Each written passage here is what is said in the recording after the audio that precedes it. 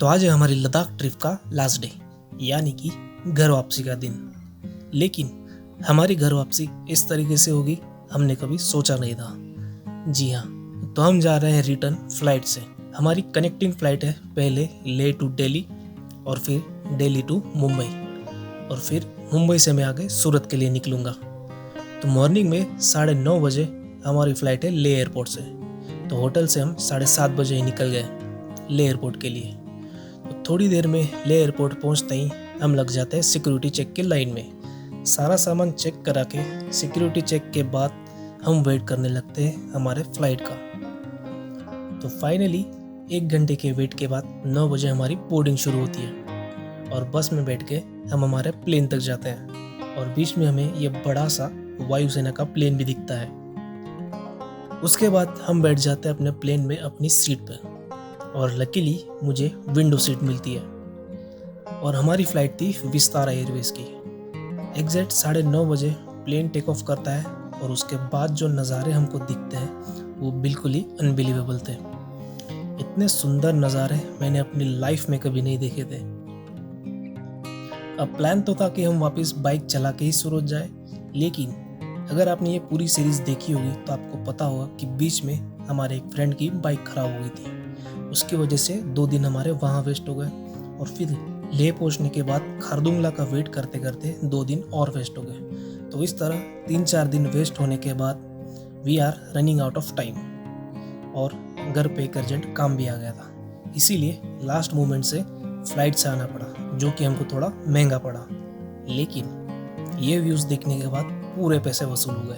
अब थोड़ी देर बाद हमें मिलता है ये नाश्ता। व्यूज़ को एंजॉय करते करते हमने नाश्ता किया और फिर थोड़ी देर सो गए।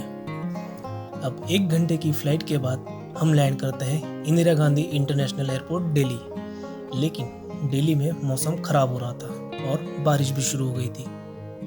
अब 10:30 को दिल्ली उतरने के बाद तुरंत 15 मिनट बाद 10:45 को हमारी मुंबई के लिए कनेक्टिंग फ़्लाइट थी। तो हमारे पास सिर्फ 15 मिनट थे सिक्योरिटी चेक करके फ़्लाइट में बैठने के लिए। इसीलिए हमने भाग दौड़ करके फटाफट ये सब कंप्लीट किया और मुंबई की फ़्लाइट में बैठ गए। और लकीली यहाँ भी मेरी सीट विंडो सीट ही थी। तो थोड़ी देर बाद वापस से व्यूज़ को एंजॉय करते करते हमने नाश्ता किया, जो कि काफ़ी टेस्टी था।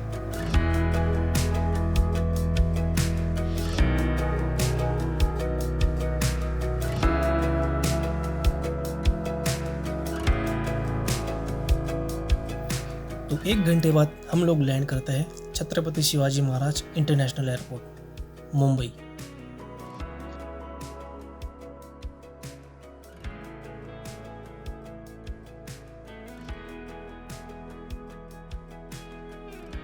उसके बाद हमारे लगेज लेके हम आगे बढ़ते हैं। अब इसके बाद मेरा फ्रेंड यहाँ से जाएगा नासिक और मैं सूरत। मेरे फ्रेंड को बाय बाय करने के बाद मैं ऑटो करके बोरीवली स्टेशन जाता हूँ, क्योंकि यहाँ से मेरी ट्रेन है सूरत के लिए। अब यहाँ से तेजस एक्सप्रेस में मैं निकलता हूँ सूरत के लिए। अब इसमें भी थोड़ी देर बाद हमें नाश्ता दिया जाता है, और व्यूज़ एंजॉय करते करते हम नाश्ता करते हैं।